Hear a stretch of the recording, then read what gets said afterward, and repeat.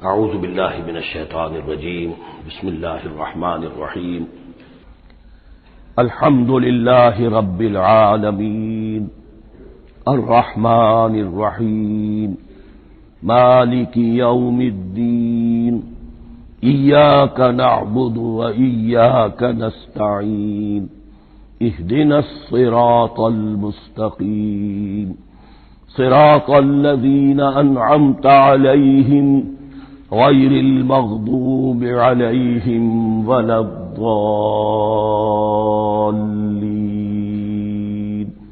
آمین یسر لنا امورنا كلها واتمم لنا بالخیر وتقبل منا فإنك خیر المتقبلین آمین یا رب العالمین۔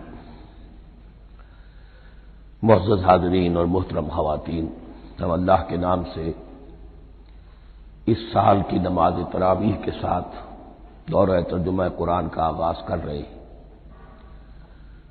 اس سے پہلے میں عرض کر چکا ہوں کہ اب میری عمر بھی کافی ہو چکی ہے، قمری حساب سے 68 برس مکمل ہو چکے ہیں، اور مختلف قسم کے عوارض بھی مجھے لاحق ہیں، اور بہت سے احباب نے اور رفقاء نے مشورہ دیا تھا کہ میں اتنا بڑا بوجھ اپنے ذمے نہ لوں، لیکن میں نے خالصتاً توکلاً علی اللہ اس کی ہمت کی، اس کا ارادہ کیا، اس کے لیے اہتمام بھی خصوصاً ہوا ہے۔ مجھے اندازہ ہے کہ اب میرے خیالات کی جو رو ہے وہ اب اتنی تیز نہیں ہے جتنی کبھی ہوا کرتی تھی۔ کراس ریفرنسز بھی جو ہیں قرآن حکیم کے وہ اتنے مستحضر نہیں ہیں جتنے کبھی ہوتے تھے، بلکہ واقعہ یہ ہے کہ میری زبان بھی بعض اوقات لڑکھڑاتی ہے، اس لیے کہ مجھے جو ادویات استعمال کرنی پڑتی ہیں ان کا اعصاب پر بھی اثر ہوتا ہے، اور جو ہمارے اعضائے رئیسہ ہیں ان پر بھی اثر ہوتا ہے۔ بہرحال ان سب کے الرغم اللہ کا نام لے کر آغاز کر رہے ہیں۔ میری انتہائی نگارش یہی ہے، تیرے نام سے ابتدا کر رہا ہوں۔ ابھی میں نے سورہ فاتحہ کی تلاوت کی اور آپ نے سماعت فرمائی۔ یہ سورہ مبارکہ مصحف کے اعتبار سے تو پہلی سورت ہے ہی، سب کو معلوم ہے، لیکن یہ بھی نوٹ کر لیجئے کہ یہ نزول کے اعتبار سے بھی سب سے پہلی مکمل سورت جو حضور پر نازل ہوئی وہ یہی ہے۔ اس سے قبل متفرق آیات نازل ہوئی، 5 آیتیں سورہ علق کے آغاز میں، کچھ آیتیں سورہ قلم یا سورہ نون کے آغاز میں، کچھ آیتیں سورہ مزمل کی ابتدا کی، کچھ آیتیں سورہ مدثر کے آغاز کی۔ 5ویں وحی تقریباً اس پر اجماع ہے کہ یہ سورۃ الفاتحہ کی ہے، اور یہ مکمل سورت ہے جو حضور پر نازل ہوئی۔ سورۃ الفاتحہ کے معنی ہوئے افتتاحی سورت، فتح یفتح کے معنی ہے کھولنا، مفتاح کنجی کو کہتے ہیں، چابی کو۔ تو یہ اوپننگ سورہ آف دی قرآن، قرآن حکیم کی افتتاحی سورت۔ ویسے جیسا کہ میں تعارف قرآن کے ضمن میں عرض کر چکا ہوں، عربوں کا یہ مزاج تھا کہ جس چیز سے انہیں خصوصی محبت ہوتی تھی اس کے بہت سے نام رکھتے تھے۔ اس کے بھی بہت سے نام ہیں۔ سورۃ الفاتحہ سب سے عام ہے، لیکن الکافیہ، الشافیہ، ام القرآن، اساس القرآن، کم سے کم یہ 4 نام تو میں سمجھتا ہوں کہ ہر مسلمان کو مزید معلوم ہونے چاہیے، اور بھی بہت سے نام۔ اس سورہ مبارکہ کی بالاتفاق و بالاجماع 7 آیتیں ہیں، اگرچہ ان کی ترتیب میں کچھ اختلاف ہے۔ ایک رائے یہ ہے، اور یہ رائے امام شافعی کی بھی ہے اور بصرہ کے جو قراء تھے ان کی بھی ہے، کہ آیت بسم اللہ بھی سورہ فاتحہ میں شامل ہے، اس کا جز ہے۔ وہ اس کو شامل کر کے پھر 7 آیتیں بناتے ہیں، تو آخری جنہیں ہم 2 آیتیں سمجھتے ہیں، صراط الذین انعمت علیہم غیر المغضوب علیہم ولا الضالین، وہ ان کے نزدیک ایک آیت ہے۔ تو گویا کہ نتیجہ یہ نکلا کہ آیتوں کی تعداد 7 ہی رہتی ہے۔ امام ابو حنیفہ رحمۃ اللہ علیہ کا موقف اور کوفے کے جو قراء تھے ان کا بھی موقف یہ ہے کہ آیت بسم اللہ نہ سورہ فاتحہ کا جز ہے نہ کسی اور سورت کا جز ہے، سوائے ایک مقام پر جہاں حضرت سلیمان علیہ السلام کا خط جو ہے نقل ہوا ہے، جو انہوں نے ملکہ سبا کو لکھا تھا، انہ من سلیمان و انہ بسم اللہ الرحمن الرحیم، تو قرآن کے متن میں صرف اسی جگہ پر یہ آیت شامل سمجھتے ہیں، باقی یہ صرف علامت کے طور پر کہ یہاں سے ایک نئی سورت شروع ہو رہی ہے درج کی گئی ہے۔ اس سورہ مبارکہ کو الصلاح قرار دیا گیا ایک حدیث میں، اس کا جو اسلوب ہے وہ دعا کا ہے، اور دعا کے ساتھ اس کی جو مناسبت ہے، اور پھر اسی کی وجہ سے ہماری نماز کا یہ جزو لا ینفک بنا دیا گیا، بلکہ ایک حدیث جو میں آپ کو سناؤں گا اس میں اسی کو نماز قرار دیا گیا، الصلاح یہی ہے۔ ویسے وہ حدیث مبارک موجود ہے، لا صلاۃ لمن لم یقرأ بفاتحۃ الکتاب، جو شخص سورہ فاتحہ کی تلاوت نہیں کرتا اس کی کوئی نماز نہیں۔ اس کے حوالے سے بھی ہمارے ہاں دو مسلک ہے، ذکر صرف اس لیے کر رہا ہوں کہ آپ کے علم میں ہو، ان میں کوئی بنیادی فرق نہیں ہے، کسی بھی ایک رائے کا انسان قائل اور حامل ہو سکتا ہے بغیر اس کے کہ دوسرے کو بالکل غلط قرار دے، بلکہ یہ کہ اس کے لیے بھی گنجائش اپنے ذہن میں اور اپنے دل میں رکھے۔ تو ایک رائے یہ ہے کہ یہ میں کیا عرض کر رہا تھا، کوئی بھول گیا ہوں۔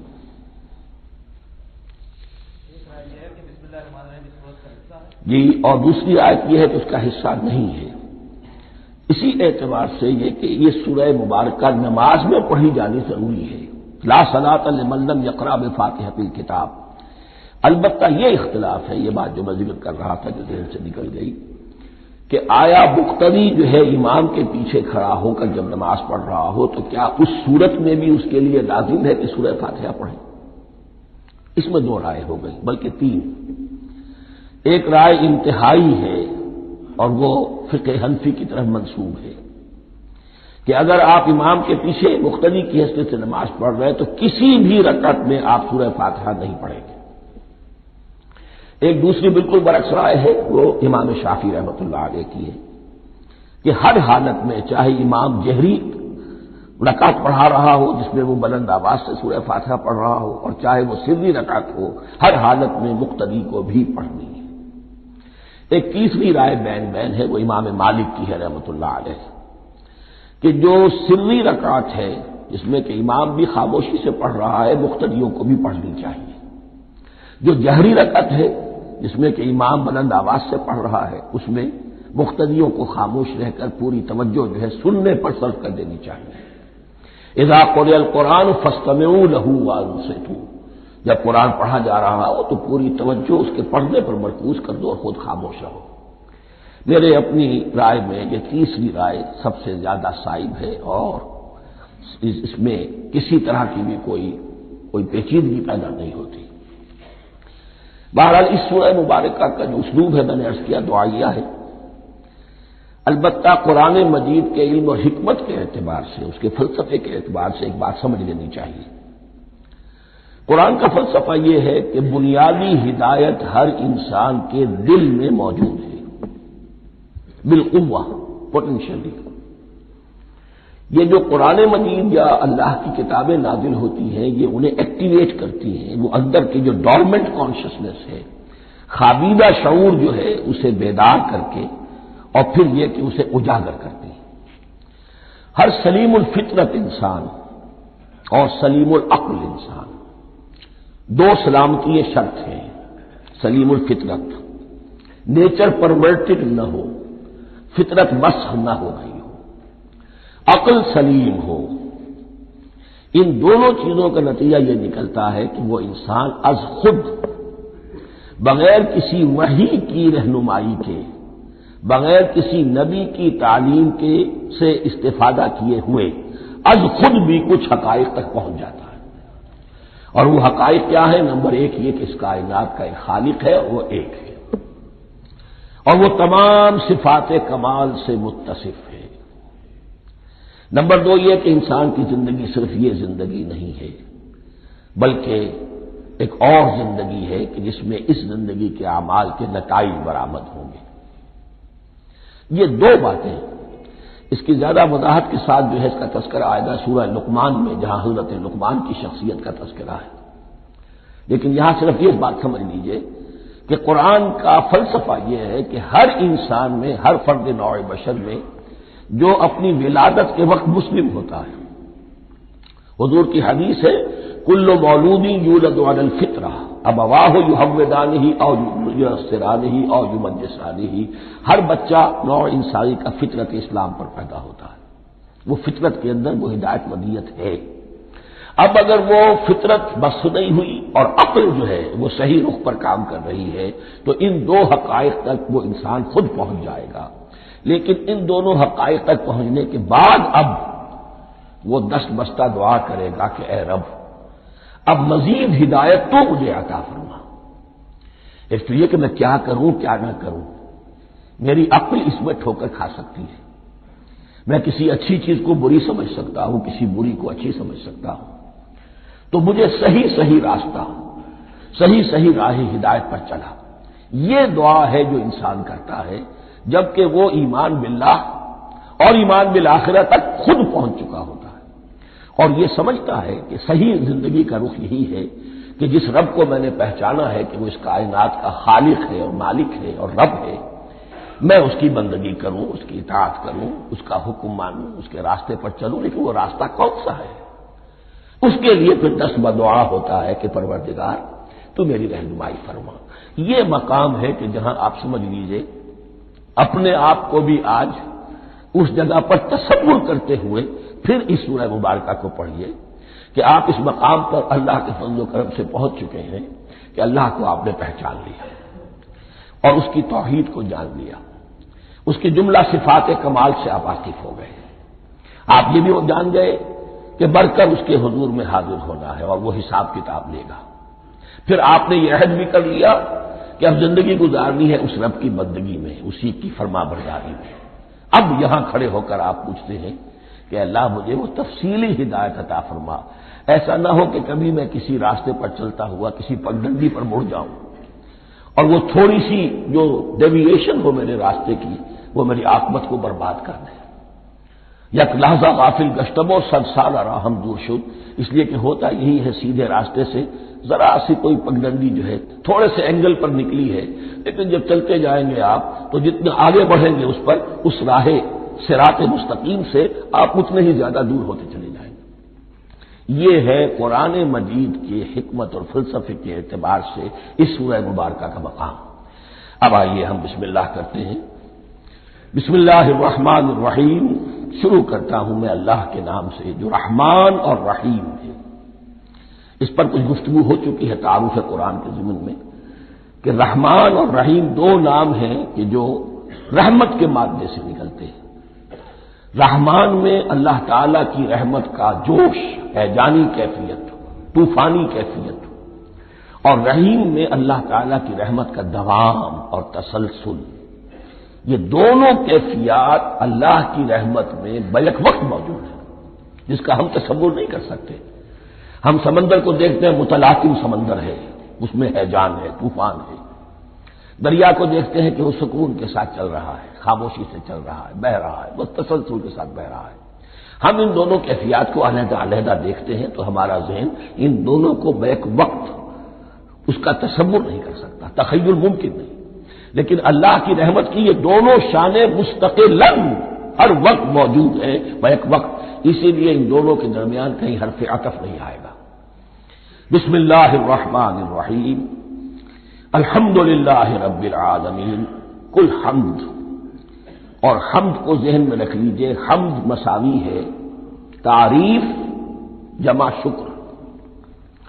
عام طور پر ترجموں میں ایک لفظ لایا جاتا ہے، کل تعریف اللہ کے لیے، یہ کافی نہیں ہے۔ تعریف آپ کسی شے کی کر سکتے ہیں جس میں کوئی حسن ہے، خوبی ہے، کسی بھی اعتبار سے، خواہ آپ کو اس کے حسن و خوبی سے کوئی فائدہ حاصل نہیں ہو رہا۔ ایک پھول ہے، بہت خوبصورت ہے، بس ٹھیک ہے، خوبصورت ہے، آپ نے کہا تعریف کر دی۔ شکر کرتے ہیں آپ اس شے کا جس سے آپ کو کوئی فائدہ پہنچا ہو، استفادہ ہوا ہو، آپ کی کوئی ضرورت پوری ہوئی ہو، آپ کی کوئی مشکل رفع ہوئی ہو۔ اور آپ دیکھیں گے کہ حمد میں یہ شکر کا پہلو غالب ہے۔ جتنی بھی دعائیں ہیں حضور سے منقول، شکر کے مقام پر وہاں حمد آتا ہے۔ بھوک لگی ہوئی تھی، کھانا کھایا، الحمدللہ الذی اطعمنی وسقانی۔ اب یہاں دیکھیے ترجمہ، تعریف نہیں، شکر ہے اس اللہ کا جس نے مجھے کھلایا اور پلایا۔ آپ بیت الخلاء سے باہر آئے، نجاستیں آپ سے دور ہو گئی، طبیعت میں انشراح ہوا، الحمدللہ الذی اذھب عنی الاذی وعافانی، وہ شکر ہے اس اللہ کا جس نے اذیت بخشی نے مجھ سے دور کر دی اور مجھے عافیت بخشی۔ تو یہ الحمدللہ رب العالمین اللہ تعالیٰ کا حسن و کمال اور حسن و جمال اپنی جگہ بھی اس انتہا کا ہے کہ جتنی تعریف اس کا حق ہے ہم کر ہی نہیں سکتے، لیکن اس کے احسانات اور انعامات ہم پر اتنے ہیں کہ ہم ان کو بھی گن نہیں سکتے، لہذا ایک ہی احساء ہم نے کر دیا الف لام کے ساتھ، الحمدللہ رب العالمین، تمام تعریفیں اور کل شکر اللہ کے لیے ہیں کہ جو تمام جہانوں کا پروردگار ہے، رب ہے، مالک ہے۔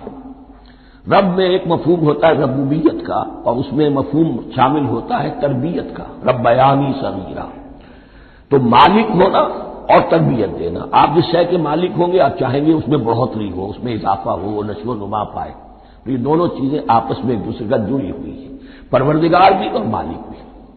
عام طور پر عربی میں رب کا لفظ مالک کے لیے آتا ہے، رب البیت، رب الدار، رب المال، تو مالک وہاں پر ظاہر بات ہے کہ اس سے مراد کیا ہے، مال والا، گھر والا، گھر کا مالک۔ تو کل شکر اور کل تعریف اس اللہ کے لیے ہے جو تمام جہانوں کا مالک بھی ہے اور پروردگار بھی ہے۔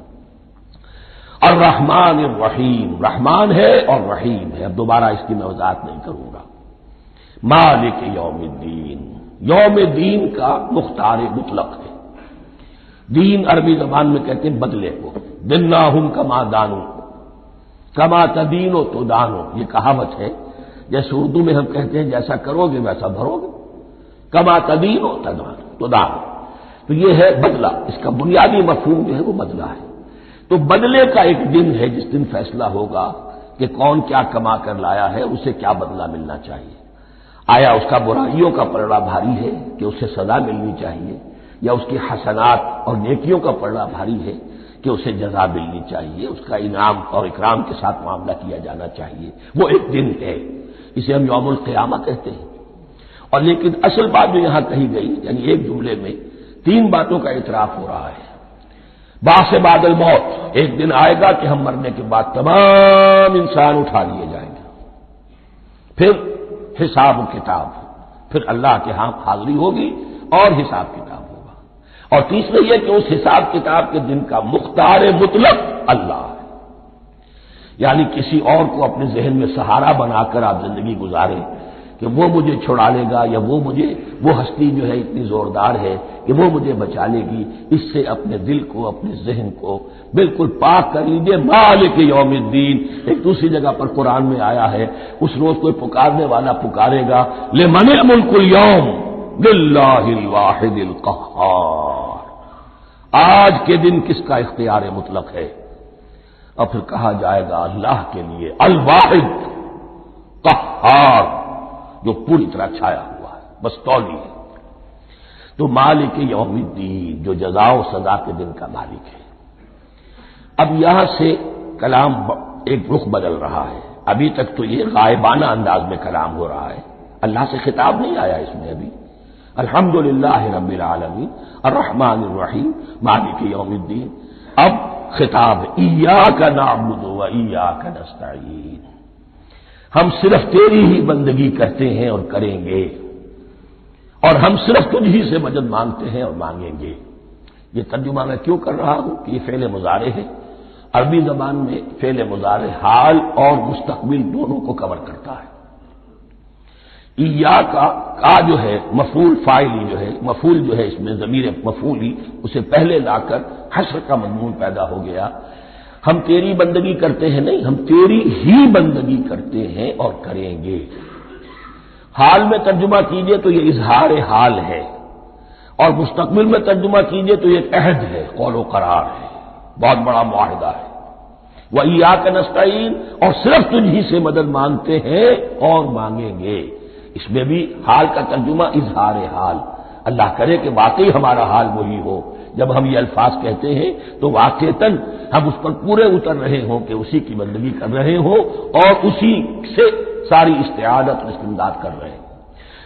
جہاں تک مستقبل کا تعلق ہے وہ پھر ایک عہد ہے، اہدنا الصراط المستقیم، یہ مقام وہ آ گیا کہ یہاں تک تو اے پروردگار ہم پہنچ گئے، تیرے فضل سے، تیرے کرم سے فطرت سلیمہ بھی تیری عطا کردہ تھی، عقل سلیم بھی تیری ودیعت کردہ تھی، ان دونوں کی روشنی سے ہم یہاں تک تو پہنچ گئے۔ اب ہماری جو ضرورت ہے، احتیاج ہے، وہ کیا ہے؟ اہدنا الصراط المستقیم، ہدایت بخش ہمیں سیدھے راستے کی۔ یہاں دو باتیں سمجھ لیجئے، انفرادی سطح پر انسان کے لیے نہ معلوم کتنے مرحلے آتے ہیں ہر روز کہ جس میں وہ ایک چھٹک کر کھڑا ہو جاتا ہے، یہ کروں یا یہ کروں، دو آلٹرنیٹو سامنے آ رہے ہیں، فیصلہ کرنا مشکل ہو رہا ہے، قدم قدم پر ہدایت کی ضرورت ہے۔ اور اجتماعی طور پر نوع انسانی تین بڑے بڑے تمدنی مسائل میں واقعہ یہ ہے کہ تسلیم کر لیا جانا چاہیے کہ عقل انسانی اس کو راستہ نہیں دکھا سکتی۔ عام معاشرتی سطح پر مرد اور عورت کے درمیان حقوق اور اختیارات کا کیا توازن ہو، ناممکن ہے، انسان طے نہیں کر سکتا۔ انسان یا مرد ہے یا عورت ہے، عورت سوچے گی اپنے لحاظ، اپنے جذبات کا، اپنے خیالات کا لحاظ رکھے گی، مرد کے جذبات و احساسات کا اس کا کوئی تصور ہی ممکن نہیں۔ مرد سوچے گا اسے اپنے احساسات معلوم ہے، لیکن یہ کہ عورت کے احساسات سے وہ نابلد ہے، ان کو محسوس کر ہی نہیں سکتا، لا محالہ وہ اپنے بارے میں وہ جو بھی نظام بنائے گا اس میں وہ اپنی بالادستی رکھے گا۔ وہ تو ایک ہی ہستی ہو سکتی ہے کہ جو دونوں کی خالق ہے، مرد کی بھی عورت کی بھی، اور اس کو دونوں سے محبت ہے، دونوں کا خیر خواہ ہے، دونوں کا رب ہے، دونوں کو پروان چڑھانا چاہتا ہے۔ اسی طرح فرد اور معاشرہ یا ریاست، حکومت اور ریاست ہمیشہ یہ چاہتی ہے کہ سارے اختیارات ہمارے ہاتھ میں آ جائیں، ٹوٹلیٹیرین سوسائٹی ہو، بس ہم حکم دیں اور لوگ اس پر چلیں۔ افراد یہ چاہتے نہیں، ہمیں آزادی ہونی چاہیے۔ اب آپ دیکھیے کہ دنیا میں کتنے جھگڑے چلتے ہیں اسی پر، فریڈم فریڈم فریڈم۔ وہ فریڈم واقعتاً اپنی جگہ پر ایک شے ہے، افراد کی آزادی ہونی چاہیے، لیکن افراد کی آزادی اتنی نہ ہو جائے کہ وہ مادر پدر آزاد ہو جائے، کوئی قانون، کوئی قاعدہ، کوئی اخلاقی، کوئی حدود اور قیود جو ہے ان کا پابند نہ رہے۔ تو اب کہاں ہے وہ نقطۂ اعتدال کہ جس میں انسان کی انفرادی آزادی، انفرادی اختیار اور ادھر اجتماعی مصلحتیں جو ہیں ان کو بیلنس کیا جا سکے؟ انسان طے نہیں کر سکتا، صرف اللہ ہی اس کے لیے نظام دے سکتا ہے۔ تیسرا مسئلہ ہے سرمایہ اور محنت، اس میں کیا توازن ہو؟ سرمایہ اور محنت دونوں مل کر کچھ بنا رہے ہیں، کچھ پروڈیوس کر رہے ہیں۔ اب اس میں نفع جو ہوا ہے اس میں سرمایہ کا کتنا حصہ ہونا چاہیے اور لیبر کا کتنا ہونا چاہیے، کون طے کر سکتا ہے؟ اس کے لیے بھی کہ ایسا نہ ہو کہ سرمایہ داری جو ہے آکاش بیل بن کر پورے معاشرے پر چھا جائے، اور غریب بیچارہ، مزدور بیچارہ، کاشتکار بیچارہ وہ گویا کہ چکی کے دو پارٹوں میں پس کر رہ جائے، اس کی کوئی حیثیت نہ رہ جائے۔ لیکن یہ کہ دوسری طرف اگر یہ کہ مزدور کا جو حق ہے اس سے زیادہ اس کو دے دیا جائے تو سرمایہ جو ہے وہ سکڑ جائے گا، شائی ہو جائے گا، وہ پھر میدان میں نہیں آئے گا۔ کیا کیا جائے؟ کون سا نقطہ عدل و اعتدال ہے؟ یہ تین مسائل ایسے ہیں، اہدنا الصراط المستقیم۔ تو یوں سمجھیے کہ ایک جو بنیادی ہدایت تھی، ایک اللہ کو پہچان لینا، یہ جان لینا کہ کل حسن و جمال اور تمام انعام و اکرام کا منبع اس کی ذات ہے، وہ رحمان ہے اور رحیم ہے، اور یہ جان لینا کہ مرنے کے بعد جی اٹھنا ہے، حساب کتاب ہے، فیصلہ ہوگا جزا و سزا کا، اور مختار مطلق اس دن کا اللہ ہے۔ پھر یہ عہد کر لینا ایاک نعبد و ایاک نستعین۔ اس کے بعد دعا، پروردگار ہمیں ہدایت پر قائم رکھ، ہماری ہدایت میں اضافہ فرما۔ اس ہدایت کے لفظ کو سمجھ لیجئے، بنیادی ہدایت، تفصیلی ہدایت، قدم قدم پر ہدایت، ہدایت پر ہدایت۔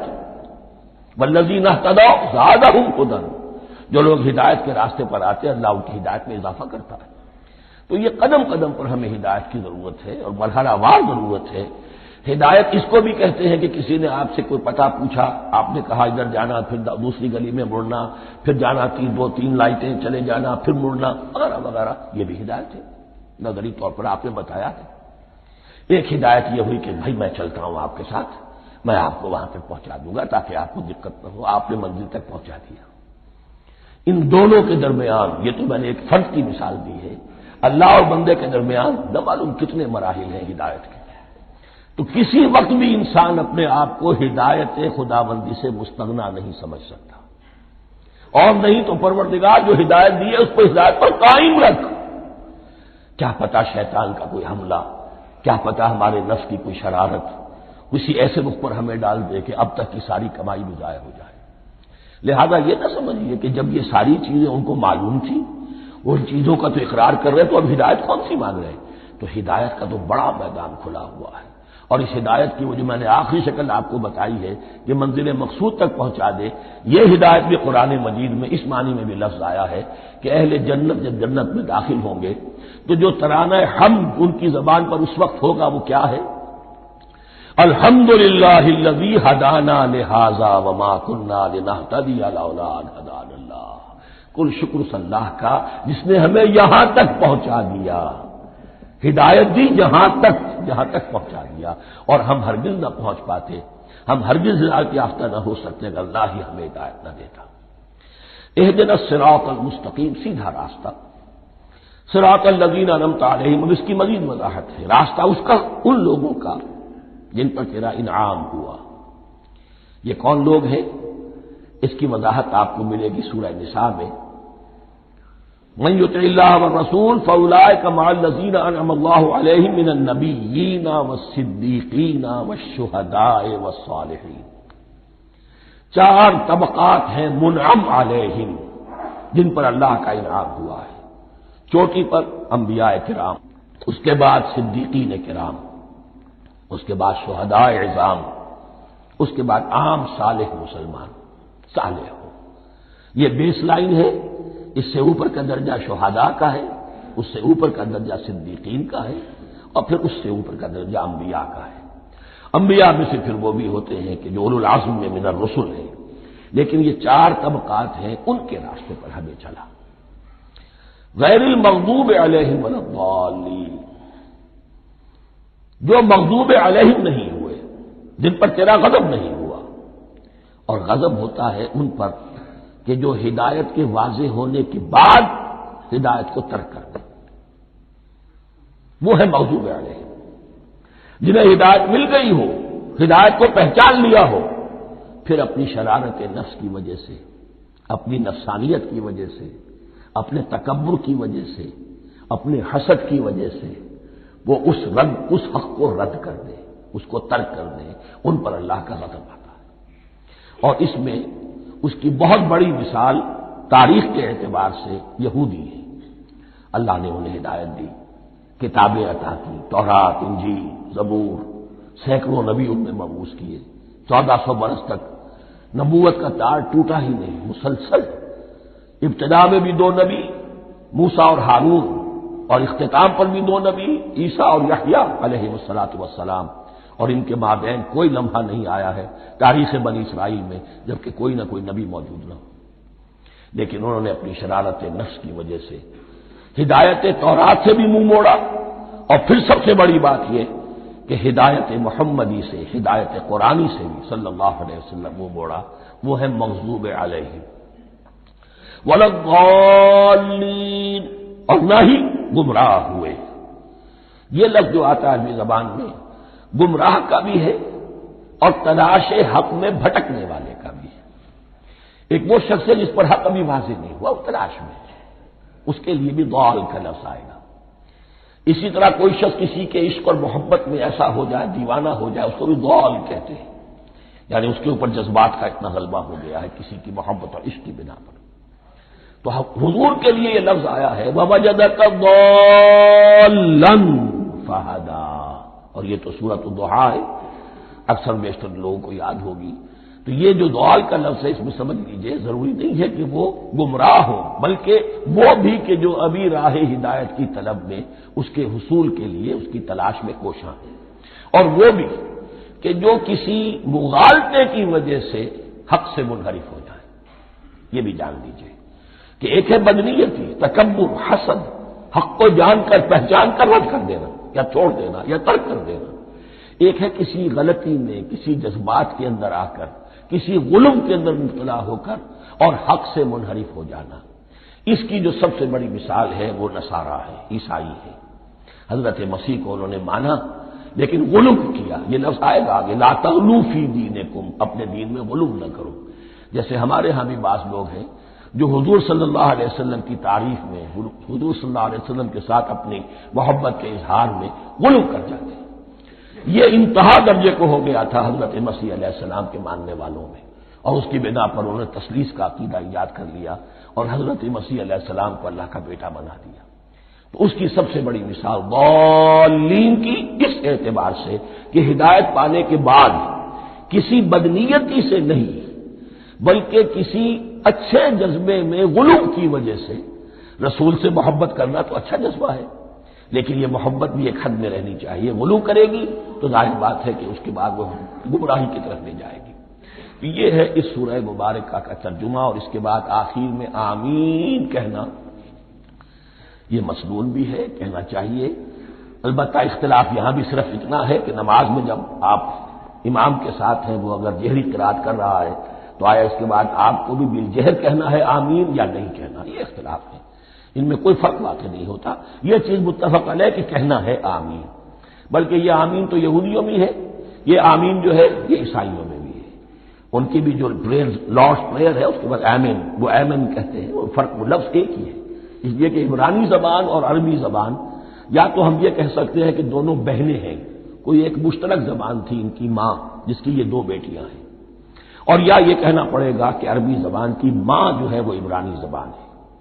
بہرحال بڑا قریبی رشتہ عربی کا اور عبرانی کا ہے، اس اعتبار سے وہ آمین. اب آپ کو معلوم ہے ہم السلام علیکم وہ کہتے ہیں، وہ سلام کہتے ہیں. فرق کیا ہے؟ وہ تو تلفظ کا فرق ہے. اسی طریقے سے اور بہت سے الفاظ ہیں، میں بعد میں بتا. اب میں اس سورہ مبارکہ کے بارے میں خاص حدیث آپ کو سنانا چاہتا ہوں، اور اسی سے در حقیقت جو امام ابو حنیفہ کا موقف ہے رحمۃ اللہ علیہ، اس کی حقانیت مزید مبرہن ہو جائے گی. یعنی کیا کہ آیت بسم اللہ سورہ فاتحہ کا جز نہیں ہے. سورہ فاتحہ الحمدللہ رب العالمین سے شروع ہوتی ہے. وہ میں آپ کو بتانا بھول گیا کہ جن کے نزدیک یہ سورت کا جز ہے وہ پھر جہری قرات میں بسم اللہ الرحمن بھی بلند آواز سے کہیں گے، اور جن کے نزدیک یہ سورہ فاتحہ کا جز نہیں ہے وہ نہیں کہیں گے، وہ الحمدللہ رب العالمین سے قرات کریں گے. تو کوئی فرق نہیں ہے بنیادی. یہ حدیث جو ہے یہ مسلم شریف میں ہے اور حدیث قدسی ہے. اس کے راوی حضرت ابو ہریرہ ہے رضی اللہ تعالی عنہ، اور اس حدیث میں اس سورت کے مضامین کا نہایت عمدہ تجزیہ کر دیا ہے. حدیث کے الفاظ سن لیجئے. قسمت الصلاۃ بینی و بین عبدی نصفین. اللہ تعالیٰ فرما رہے ہیں، حدیث قدسی ہے، میں نے نماز کو، صلاۃ کو اپنے اور اپنے بندے کے درمیان آدھا آدھا تقسیم کر لیا. فنصفها لی ونصفها لعبدی. اس کا نصف جو ہے وہ میرے لیے ہے اور نصف جو ہے وہ میرے بندے کے لیے ہے. ولعبدی ما سأل. اور جو میرے بندے نے مانگا میں اسے دوں گا، میرا وعدہ ہے یا میں نے اسے دیا. اس کے بعد اس کی تفصیل آتی ہے.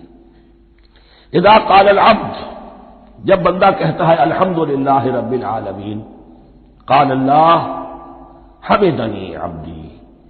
جب بندہ کہتا ہے الحمدللہ رب العالمین، اللہ فرماتا ہے میرے بندے نے میری حمد کی. وَإِذَا قَالَ الرَّحْمَٰنُ الرَّحِيمُ قَالَ اللَّهُ اثْنَىٰ عَلَيَّ عَبْدِي. جب بندہ کہتا ہے الرحمن الرحیم، اللہ فرماتا ہے میرے بندے نے میری ثنا کی. وَإِذَا قَالَ مَالِكِ يَوْمِ الدِّينِ قَالَ اللَّهُ تَعَالَىٰ مَجَّدَنِي عَبْدِي. میرے بندے نے میری تمجید بیان کی، میری بزرگی بیان کی. اب یہ تین آیتیں ہو گئیں، تینوں میں اللہ کی حمد ہے، ثنا ہے، تمجید ہے. یہ تین آیتیں خالص اللہ کے لیے ہو گئی. اب چوتھی آیت آئی، ایاک نعبد و ایاک نستعین.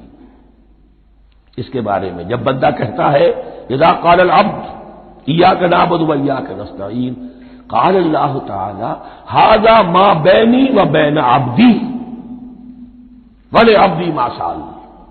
یہ میرے اور میرے بندے کے درمیان ہے. یہ تو یوں سمجھیے کہ یہ گرا لگ گئی ہے میرے اور میرے بندے کے مابین. اس نے مجھ سے قول و قرار کیا ہے، اس نے میری بندگی کا اعتراف کیا ہے، اس نے تسلیم کیا ہے کہ میری ہی بندگی کرتا ہے اور کرے گا، اور مجھ سے مدد چاہیے ہے. ھذا ما بینی و بین عبدی، یہ معاہدہ ہے، معاہدہ دو فریقوں کے مابین ہوتا، یہ میرے اور میرے بندے کے مابین ہے، ولی عبدی ما سأل، اور میں نے اپنے بندے کو دیا جو اس نے مانگا، وہ میری مدد چاہتا ہے، میری مدد اس کے شامل حال رہے گی۔ وَإِذَا قَالَ، اور جب بندہ کہتا ہے اهْدِنَا الصِّرَاطَ الْمُسْتَقِيمَ صِرَاطَ الَّذِينَ أَنْعَمْتَ عَلَيْهِمْ غَيْرِ الْمَغْضُوبِ عَلَيْهِمْ وَلَا الضَّالِّينَ، قال اللہ تعالی ھذا لعبدی ولعبدی ما سأل، یہ تین آیتیں یہ میرے بندے کے لیے، اهدنا الصراط المستقیم، اسی صراط مستقیم کی وضاحت ہے مثبت، صراط الذین انعمت علیہم، اسی صراط المستقیم کی وضاحت ہے منفی انداز میں، غیر المغضوب علیہم ولا الضالین، یہ سب میرے بندے کے لیے ہے اور میں نے اپنے بندے کو دیا جو اس نے مانگا۔ اس کو میں نے ایک مرتبہ یہ ترازو کی شکل میں اس کو لکھوایا تھا۔ دیکھیے یہ ایاک نعبد و ایاک نستعین، یہ ہے وہ ترازی کی وہ ڈنڈ، واو جو ہے ایاک نعبد و ایاک نستعین، واو جو ہے گویا کہ وہ مٹھ ہے جس سے کہ ترازو کو پکڑا جاتا ہے۔ ادھر ایک پلڑا ہے جس کی تین آیتیں ہیں، الحمدللہ رب العالمین الرحمن الرحیم مالک یوم الدین۔ اس کا نتیجہ کیا نکلا؟ ایاک نعبد۔